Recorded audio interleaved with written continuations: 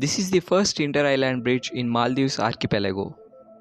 This is the deepest seaport in the world located in Pakistan. And this is the only highway in the country of Montenegro. Do you know what's common in all these projects? All these projects are financed by China. Let's get to know about the debt trap of China.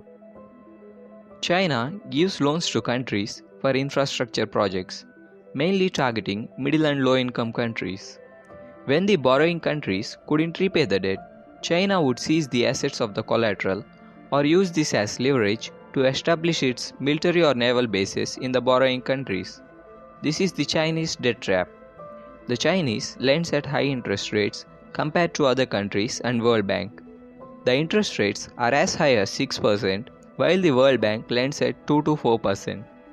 Out of 195 countries in the world, the Chinese state and its subsidiaries have lent about $1.5 trillion in direct loans and trade credits to more than 150 countries. This grand vision of China has started in the year 1999, when they began their Go Out policy. The aim was to promote Chinese investment abroad.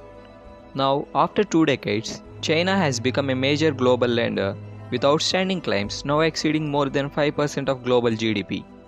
With an aim to increase connectivity and trade between China and the world, China has introduced a transcontinental project called the Belt and Road Initiative in 2013. This paved a way to lure countries into this debt trap.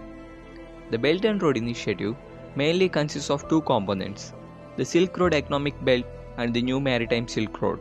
Projects like railroad from China to London, gas pipelines from Caspian Sea to China, and a chain of seaports stretching from South China Sea to Africa are all part of the BRI. As of March 2020, 138 countries have joined the Belt and Road Initiative.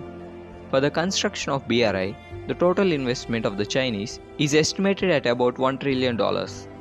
Let's take a look into some of the countries which have fallen into the Chinese debt trap. Djibouti.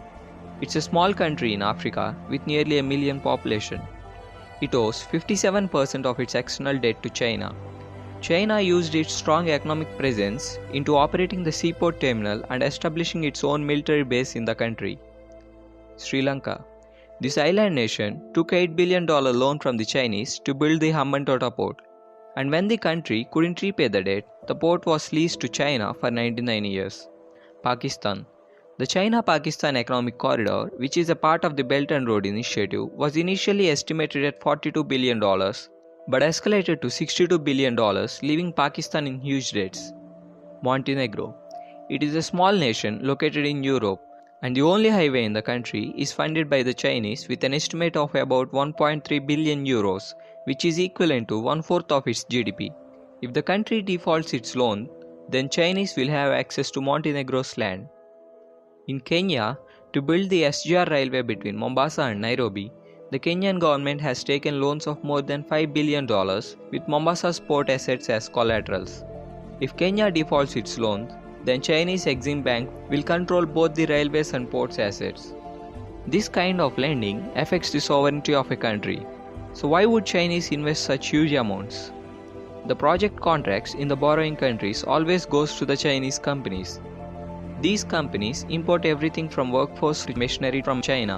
This would benefit the Chinese economy. These investments gives Chinese a chance to exploit the natural resources of other countries. For example, in Angola, the Chinese loans are backed by its oil. In 2016 alone, 54% of Angola's crude petroleum supplies was exported to China, and it also helps the Chinese to achieve their geostrategic vision.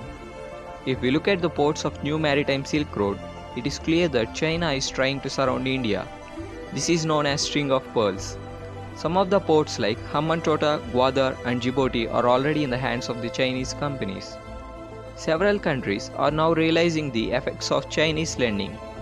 These infrastructure projects wouldn't create jobs for the locals, wouldn't generate the expected revenue, and there is a large-scale corruption in all these projects involving the Chinese company officials and borrowing country leaders, like the 1MDB scandal in Malaysia. Now, countries like Sierra Leone, Tanzania, Malaysia, and Egypt have either cancelled or halted the Chinese projects. Due to the pandemic, many countries are struggling to pay the loans. As a part of G20's debt service suspension initiative, China has given debt relief to 77 countries from May 2022 to May 2021.